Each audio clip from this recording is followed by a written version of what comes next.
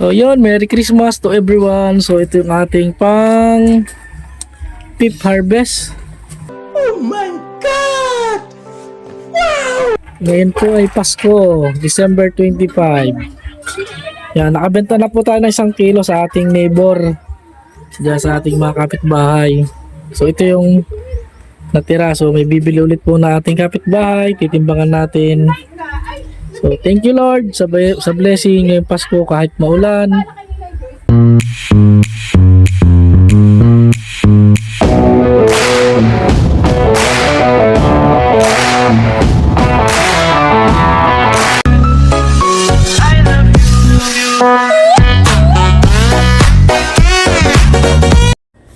Yun, mapagpalang araw sa inyong lahat mga kabisyo.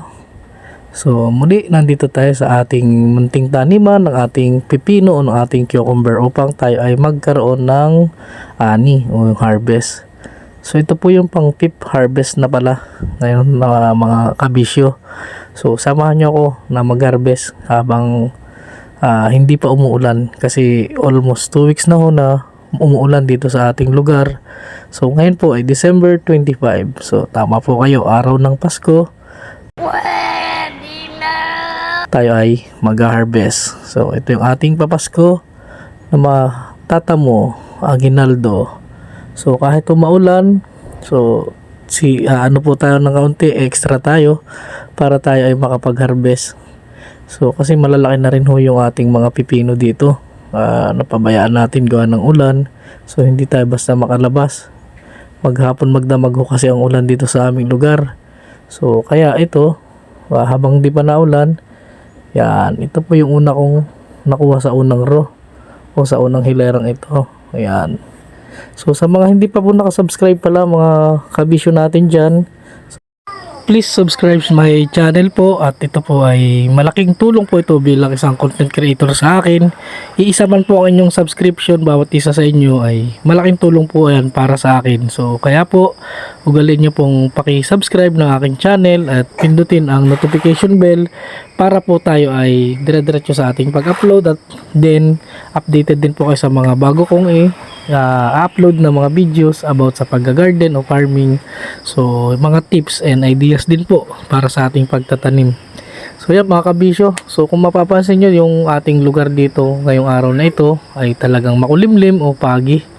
Kasi sabi ko nga po, almost 2 weeks na maghapon magdamag ang ulan sa atin. Titila lang po mga ilang oras, then susunod po niyan titila uulan na naman, then hanggang ulan ulit ng ulan. So kaya ho talagang basa ang aming ano. So to kung mapapansin nyo kabisyo yung aking mga harvest na to, so talagang malalaki po, quality size, good size. So iba ho kasi talaga kung maganda yung ating itinanim, yung ating ginamit na binhi o yung ating buto. So maganda rin po yung magiging balik nito o yung magiging out income o yung bunga nating pipitasin at yung ating harvestin. So magandang klase rin po yung bunga na ibibigay. So meron nga po dyan na isang piraso tumitimbang ng 400 grams mahigit, almost magpa 500 o kalahating kilo ang isa.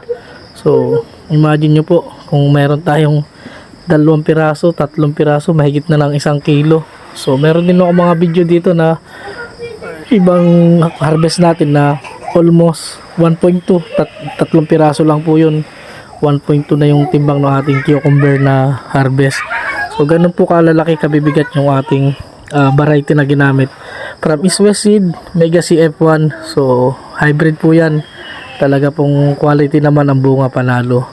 So yun lang mga kabisyo. So mag-iingat po ang bawat isa sa atin. So ugalin po natin magtanim nang sa ganun po meron tayong aanihin. So yun, Merry Christmas to everyone. So ito yung ating pang fifth harvest. Sana all. Na ating cucumber. Ngayon po ay Pasko, December 25. Yan, ito po yung ating harvest. Napakalalaki po nito, good size. Nagre-range po siya ng 1 kilo mahigit. Pag 3 piraso, ito po. Timbangin po natin siya.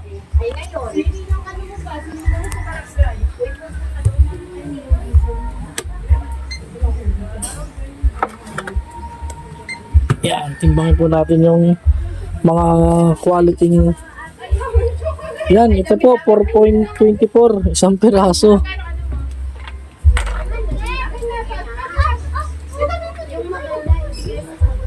Yan, 1.1 po agad, tatlong piraso pa lang. What the fuck? Isang kilo na agad mahigit. So yan, napaka-bless po natin ngayong araw. Meron tayong na-harvest. Ah, grabe naman to. Ang laki. Haba. So timbangin po natin yung ating mga na-harvest ngayong araw. Yan, may nabenta na ho tayo kaninang 1 kilo. So plus ito. So ito po yung today's harvest natin pang fifth harvest. 5 kilos po ang ating harvest ngayong araw.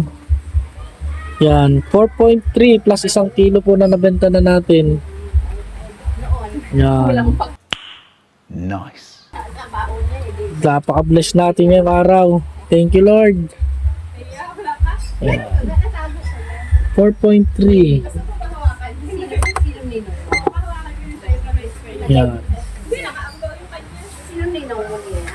Thank you sa panonood mga kabisyo. Salamat. Mag-iingat kayo sa ating mga lakad. Merry Christmas to everyone.